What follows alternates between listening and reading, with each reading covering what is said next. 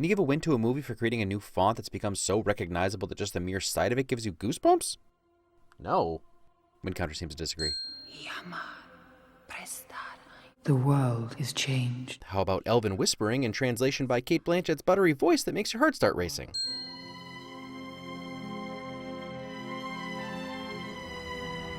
How about a score that sends chills up your spine with a mix of mystery and anticipation? Last one. But to be clear, I'm not going to try to work around the cultural impact and significance of these films, because anything that creates these emotions did a lot right. And don't tell me it's because of the books. Plenty of amazing story adaptations have been totally flubbed. That said, I'll keep it as objective as possible, since we've got...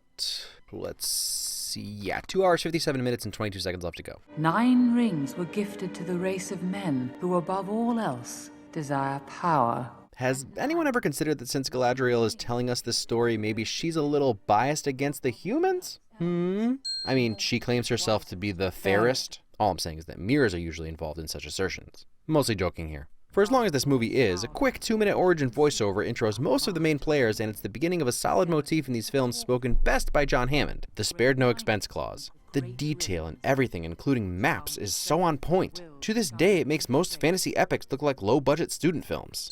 And showing off that crazy production value with a huge epic-scale battle is a smart play.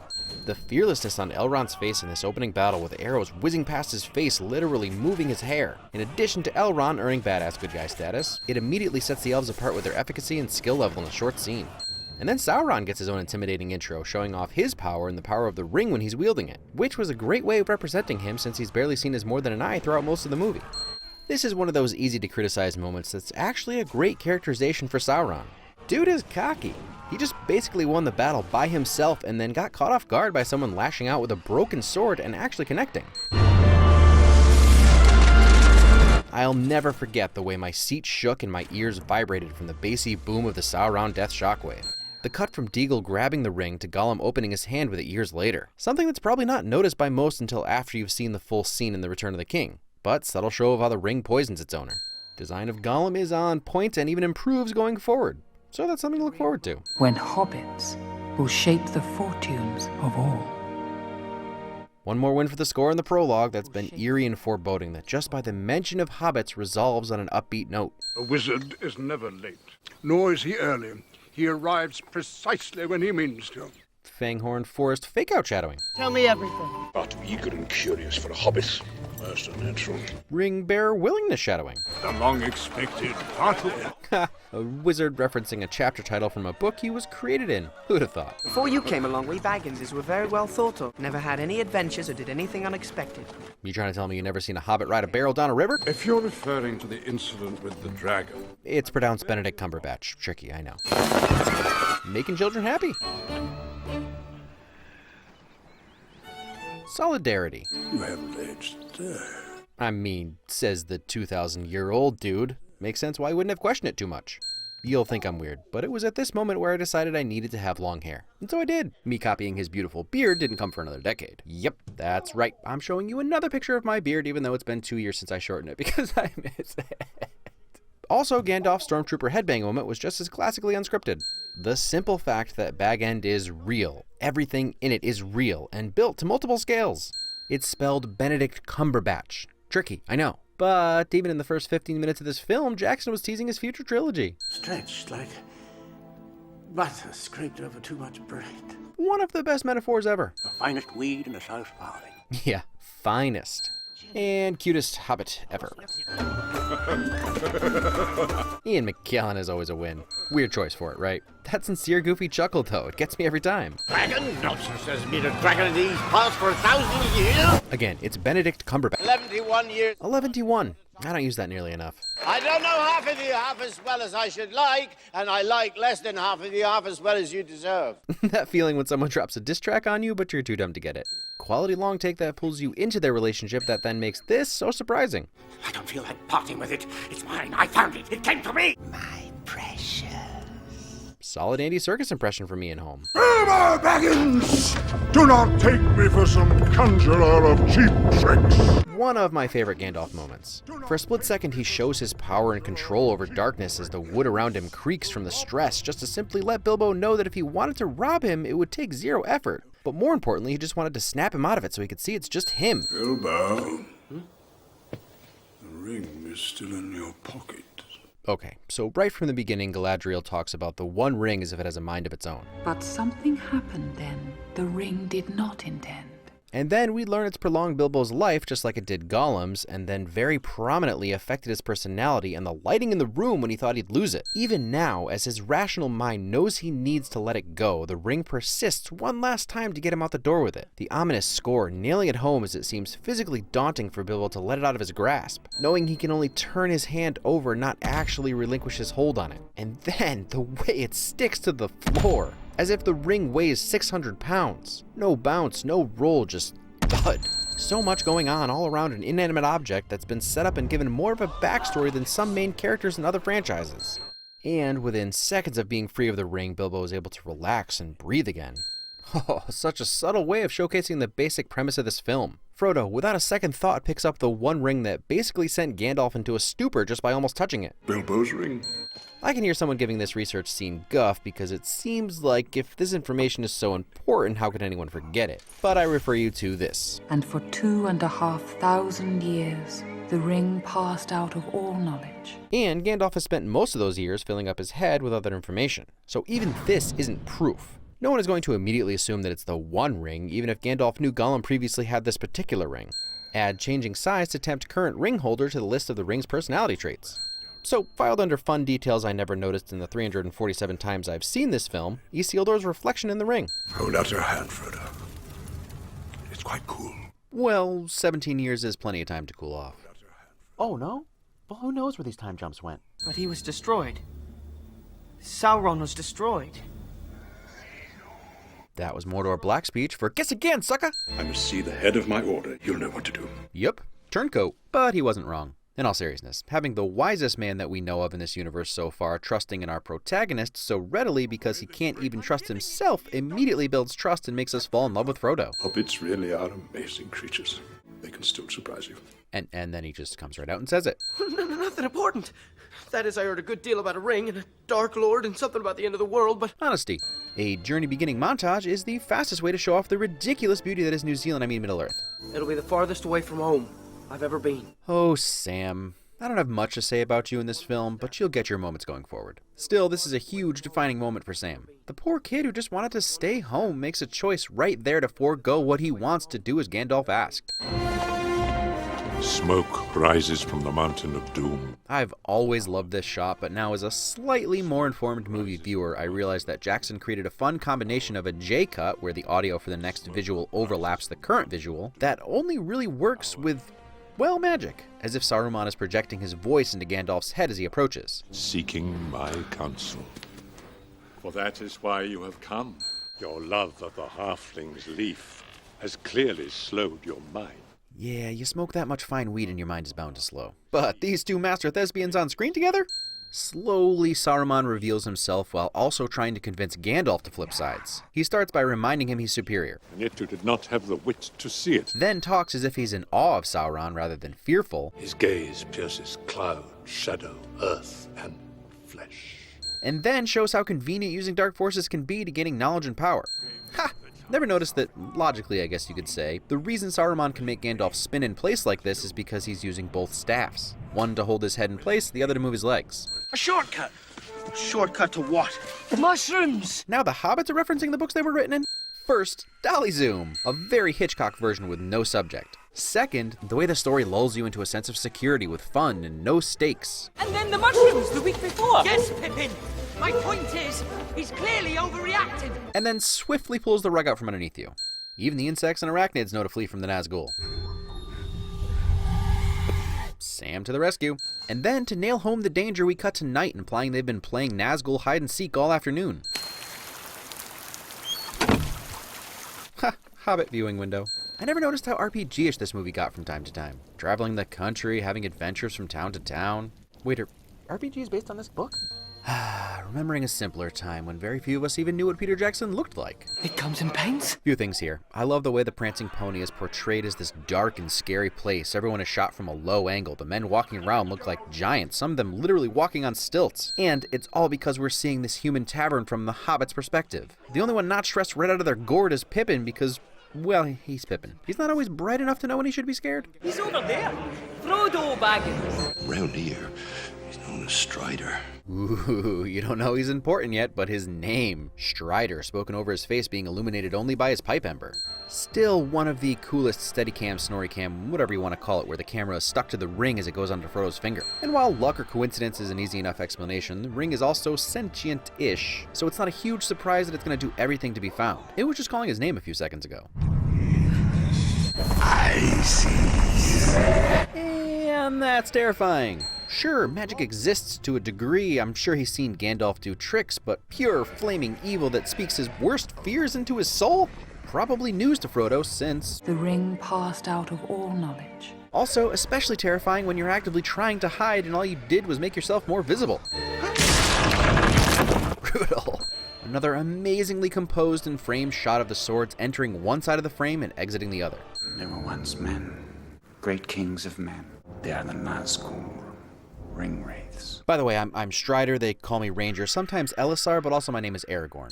This is another one of those, how did I miss this before in my 766 viewings of this film? But I guess I just didn't care or maybe wasn't looking, but there's Bree in the background. Simple stuff that makes this film so quality filled, and it's clear they were always trying to give us a sense of geography and time. What about breakfast?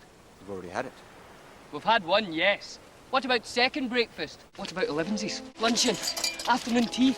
And millions of Americans immediately had new meals they'd never heard of to quickly adopt and work into their lives. Just what we needed. Yeah, even for a powerful wizard, talking to the evilest of evils would be taxing. Gandalf's alive! Back, you devils! Courage! As terrifying and awful as that is, of course the ring wraiths can see Frodo when he's wearing the thing they're hunting. And let's just talk about how Aragorn takes out 5 freaking Nazgul, including the Witch King. Face torch!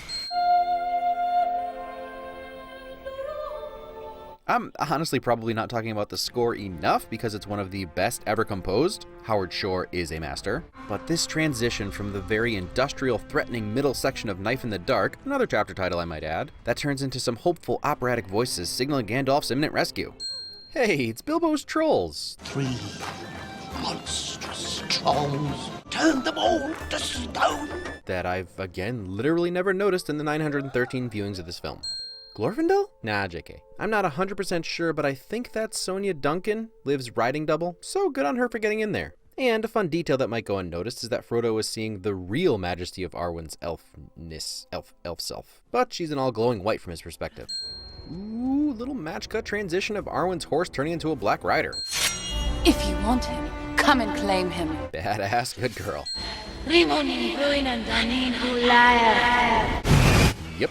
And thank goodness the Nazgul are graduates of the Prometheus School of Running Away from Things. Love the moth leaving the frame for the eagle to enter. Also, Gwak here to the rescue. I think we just throw a boilerplate Rivendell is ridiculously gorgeous win on there? Yeah? I am ready to go home. Yeah, about that. Isildur! Hugo weaving is always a win. More than a broken arrow. Oh, Sean, you're always the butt of the joke. If that's not the perfect example of all the complaints Elrond just had about men. Men are weak. The race of men is failing.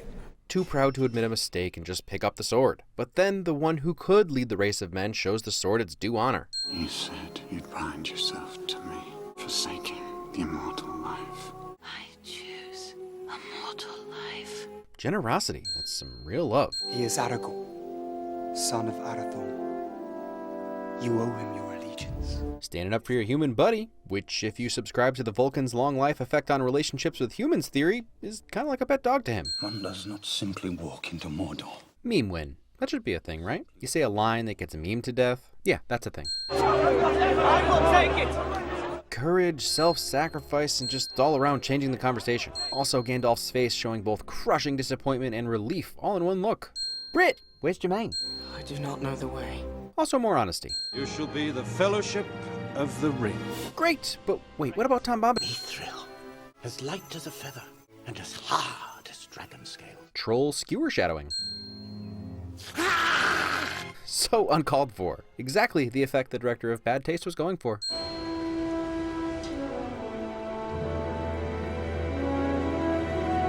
Hobbit theme in the foreground with the strings panicking in the background. probably my favorite section of the score. There's this feeling of excitement as they begin the journey with a foreboding sound, tapping you on the shoulder, slowly building into the Fellowship theme. Also, the 9 setting out on the journey assuming they'll all make it to the end but being almost 100% wrong montage is the fastest way to show off more of New Zealand's landscape. We already did that one. Yeah, I know it's pretty, but they like variety. Okay, that's alright. It's the fastest way to get an Avengers rivaling hero shot. West of the Misty Mountains for 40 days. 40 days? Holy crap, it's not a fast way to do anything. I don't know the physics of it, but I do love an elf delicately walking on top of the snow while everyone else trudges through. Shadow and flame. Now Saruman's referencing the book he was creating. Mines are no place for a pony. Don't worry, son. He knows the way home. Bye, little Sebastian. Little teamwork from the humans to save a hobbit. And an all-male chorus to chant them along since, no female dwarves. There are female dwarves? Mostly men, though, right? They don't care about minutia like that. I have no memory of this place. Which totally makes sense on a 4-day journey. It's a 4-day journey to the other side. Always follow your nose. 3 pieces of great advice in a row. Follow your nose, and then... All we have to decide is what to do with the time that is given to us. Do not be too eager to deal out death and judgment. And the last 2 aren't things always found among fantasy stories. The line between good and evil and the need for forgiveness and mercy.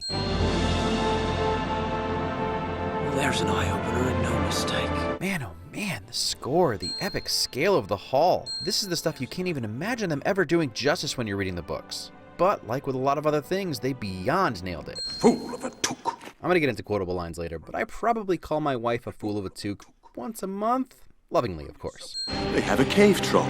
Making conversation. First real fight with orcs wastes no time. Arrows to the face, beheadings, Legolas showing off his skills. And while our warriors are all far superior to the orcs, the baddies don't feel nerfed. Especially when contrasted with the pretty helpless hobbits trying their best.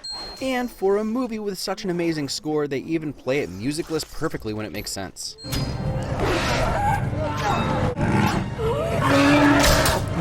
I'd call that teamwork.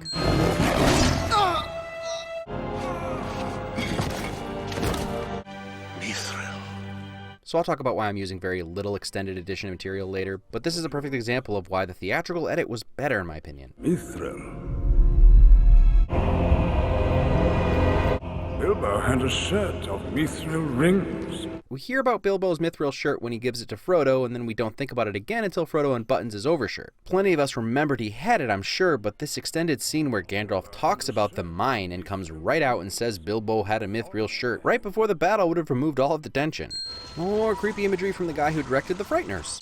Maybe outnumbered, but what better way to set up a new danger than to have the current danger, an army of goblins, flee like little babies. And shining light is not something you usually associate with the ultimate evil. Great play on our expectations. This foe is beyond any of you. Run! Honesty. Yep. Not the beard! It is a beautiful beard. And a testament to the director and writers is that this was one short line in the screenplay turned into one of the more memorable scenes. One of the most terrifying fantasy creatures ever, and while it's because of how beautifully designed it is, it's also because of how grounded in our reality everything has been up until this point. You shall not pass!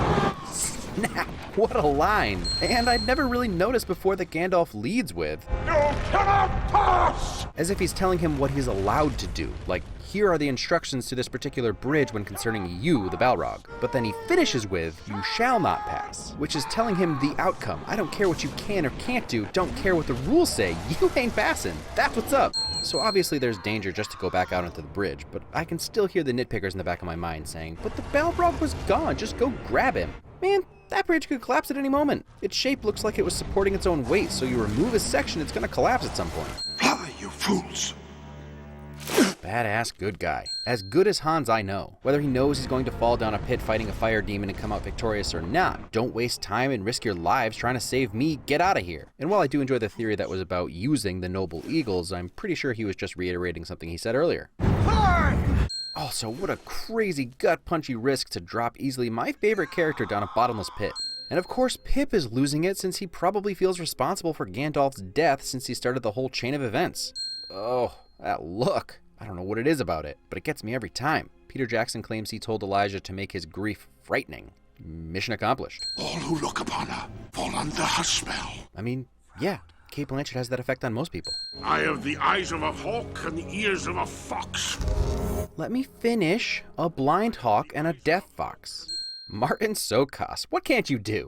You know how I love eye reflections, and if you look deep into Galadriel's, you'll see a bunch of lights reflected like she has the night sky in there.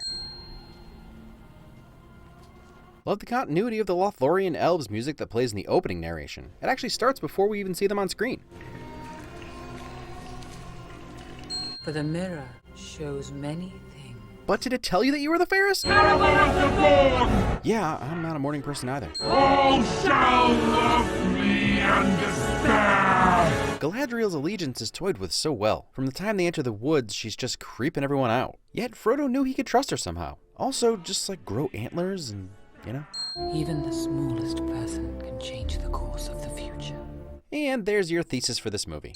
I'm sort of assuming that the paddlers aren't actually our actors, but if they are, that's some solid J-stroke paddling there. Well done either way. Cool statues, yo, is what I would say if this wasn't one of the most impressive memories I have from the movie in theaters. Jacob, you in there? Curse you and all the halflings! Oh. Frodo. Pretty quick change of heart, but sometimes all it takes is a little bump on the head. I would have gone with you to the end. And there's your proof that Aragorn should be king. Also a great moment that is actually unique to the movies, if I remember correctly, that really ties these two together before they split up to have their own huge stories going forward.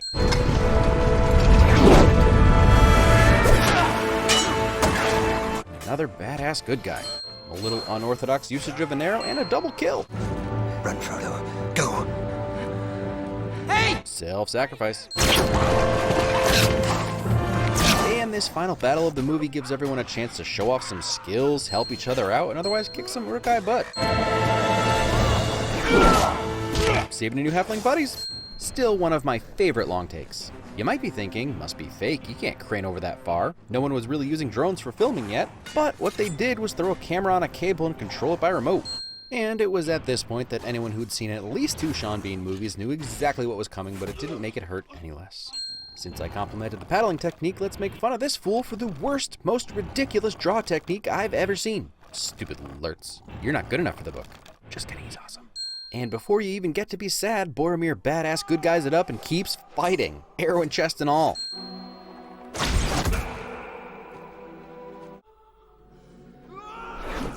And again. Never noticed that the Horn of Gondor gets split on that last killing shot. Crazy attention to detail. Courage. Strider to the rescue. Brutal, but like a self-brutal. Yep, peace out. They took the little ones. Ugh. First thing he says. Boromir comes off as this thorn in the Fellowship in the beginning, but they quickly establish his compassion for others once they're on the road, and now facing his own death, his concern for them is the first thing he tells Aragorn. A second look from Legolas illustrating that he doesn't deal with much death, being immortal and being surrounded by immortals. I would have followed you, my brother, my captain, my king. Oh, this moment between these two to see the relationship they've built now after being together for days or weeks and truly coming to respect each other. Aragorn's send-off in honor of Boromir is truly touching. I'm going to Mordor alone. Of course you are, and I'm coming with you. Language comprehension skills. Can't swim. Rudy can do anything he puts his mind to. Oh, no, he can't swim. Hugging. One of those tiny details that only the most attentive viewers noticed, but Aragorn actually puts Boromir's van braces on. Travel light. That is handsome, Orc. I know. As soon as I said how much of the runtime was left, some of you immediately went to the comments to yell at me for not doing the extended editions. You're entitled to that, but number 1, we're talking about 3, sometimes 4+ hour movies here. And number 2, while I think they're great for die-hard fans, those that need to absorb every facet of everything about these movies, most of us, including myself, have the most fond memories of how we saw these films in theaters. They stand alone. Not like other movies that were sliced up to fit a 2-hour showing, if you know what I mean. And I'm still going through the extended editions for anything that's better explained or amplifies story elements. So far, I'm only finding the theatrical better.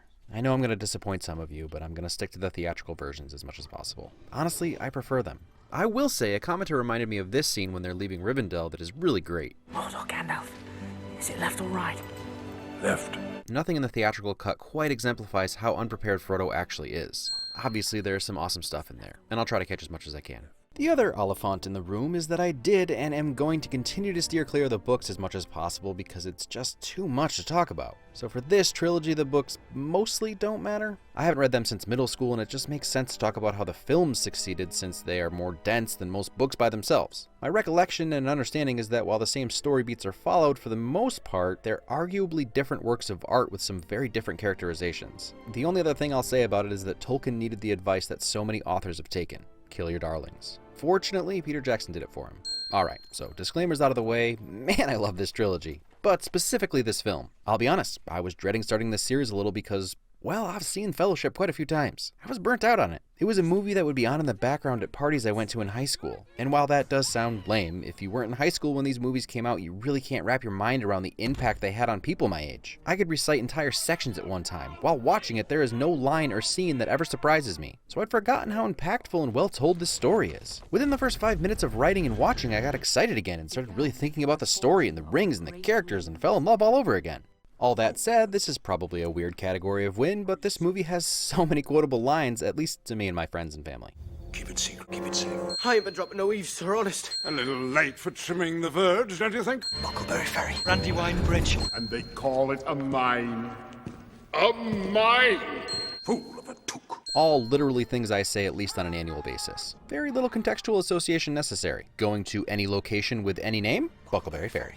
This series is something exceedingly special, and it goes beyond how well it's made or how engaging, fun, and moving the story is. If you followed anything related to the production of these films at all, which was hard to avoid at the time, you know that they were filmed back to back and the entire cast pretty much moved to New Zealand for a couple years to make them. So the movie itself has this sense of weight and scale of narrative that takes its time getting started and then scrawls an entire continent by the end. But there's also this, peering behind the curtain feeling because you know how important these films were to the cast and crew. And the actual, real, lifelong friendships they built are evident and come through on screen. Gandalf's first scene with Frodo showcases a long relationship. Everyone just seems comfortable with each other. At its heart, Fellowship is a road movie, and one of the best things it does is embrace the road. Everything takes time, and while we don't get a true sense of a 40-day journey over the mountains, or even the actual 4-day journey through the mines, the sweeping montages and timeouts to show them actually trudging along go a long way in establishing the scale of this trek. Adaptations offer a few advantages over original screenplays, and so does shooting the trilogy back to back. It's not like they take lines or plot points from the first movie and then just make them work for later movies trying to tie things together. No, when Boromir is talking about his father, he's already been cast, he has a story arc and a part to play, and he's even shot scenes for the film that were cut. Characters start story arcs in this film that have a full laid out path through the series. No unresolved plot threads, no one left dangling, no empty mystery boxes. With that in mind, this movie really is the first act and a half of the hero's journey. It still has its own story beats that you could apply to Campbell's monomyth, but in the overall story, most of the movie is Frodo's refusal of the call as he's constantly trying to give the ring away. The finale of this movie is Frodo accepting his task and committing to taking the ring to Mordor. And while you could argue he crossed the first threshold in Moria or even in the woods before Bree, I guess, really for, again, the overall story, he hasn't hit that first threshold and definitely not the belly of the whale. The same goes for the Ranger finally accepting his bloodline and putting him on the path to becoming king. So there are multiple protagonists with multiple heroes' journeys underway, each with their own impact on the overall messages and themes. I think the biggest theme in this film is basically small things can have big impacts. And not just literally small people, it's also the butterfly effect. Gandalf brings it up in Moria a little bit. One little decision changed the course of history. And in Middle-earth, where there are magical wizards capable of lightning strikes, shadow demons with whips made of fire, and Benedict Cumberbatches, the saving of Middle-earth falls to not only the smallest, but the simplest and least powerful creature. And it's by design. The only real thing missing from the Tom Bombadil story thread was how the ring had barely any effect on him, which honestly may have made things even more confusing since he doesn't come up again, but it does paint a continuum, if you will, of how the ring interacts with people. You've got Gandalf, knowing his power is too great to even consider what having the ring would be like. Boromir believes he can use it himself, but is also smart enough to know he shouldn't touch it, and then Galadriel gives Frodo a taste of what a Dark Queen would look like. This scary face being the extent of Bilbo's corruption, and even Gollum being seemingly the max evil that would happen to a hobbit are what make Frodo the perfect choice. Hobbits want for little and have little power. Frodo and Sam are even further exceptions as two of the purest of heart and will hobbits. I'll get more into Sam as we move through, but he's never to be discounted. Notice that all the smart and powerful people basically tell Frodo that he needs to go it alone. And even Frodo agrees, but it's Sam who is right and is the real hero even in this movie for not letting Frodo leave without him. All when he was the one to make Frodo realize they wanted to go home after making it to Rivendell. One thing that's always been interesting to me is the very Empire ending of this movie. You get New Hope's story-changing deaths, and then by the end, the group is split up and on a bit of a sad note. Everyone is hopeful and optimistic, but Frodo lost his full-size protectors, Merry and Pip have been captured, Boromir and Gandalf are both dead, and Gimli's stuck with an elf. I remember still being surprised the movie was over, even after sitting there for 3 hours. And that was a good thing. And the main thing that makes that immersion so immersive is the insane level of detail put into everything. The lengths they went to make sure that the scale of the hobbits versus the Longshanks were believable. Not a whole lot done digitally, most with bigger or smaller stand-ins for shot reverse shots, some forced perspective stuff, and different sized props as well. And that's to say nothing of the beautifully detailed and handcrafted costumes. The attention to detail and the overall composition of these films is something that can't be overstated. Every piece of music plays thematically with what's happening in the story in an operatic way, meaning particular character or group themes are overtaken by other group or character themes when that's what is happening on screen. The level of reality in these films is something very rarely seen. The Shire is a real place. They built it 3 times, one for small guys, one for big guys, and one for on-location shots. While matte paintings and CGI are used here and there, mostly when they had no other option, most places are actual locations. And holy crap are they stunning. New Zealand, you're a magical place. And not just because of Taika Waititi, Rhys Darby, Jermaine Clement, and Brett McKenzie. I know, there's a lot of them. I'm showing some favoritism. Sorry. Carl Urban? Sam Neill? Well, I'll get sidetracked here. Even when they shot miniatures, every different crew had the full support that the main unit did. Real snow was used whenever possible. Couldn't quite fake molten metal for forging swords? Okay, just film in a forge and put the foundry workers in full orc makeup and costumes. Yeah, when talking about attention to detail and levels of care, the Lord of the Rings trilogy again stands alone. And I know I keep talking about the trilogy, but that's just because it all applies to the entire trilogy. All of the examples so far have been from Fellowship. We haven't even started talking about motion capture or epic battles, but that's for next time. So, Fellowship of the Ring. Possibly my favorite, but honestly I'll be reassessing as I go through. And just as a heads up, I'm spacing them out because they are beasts to undertake.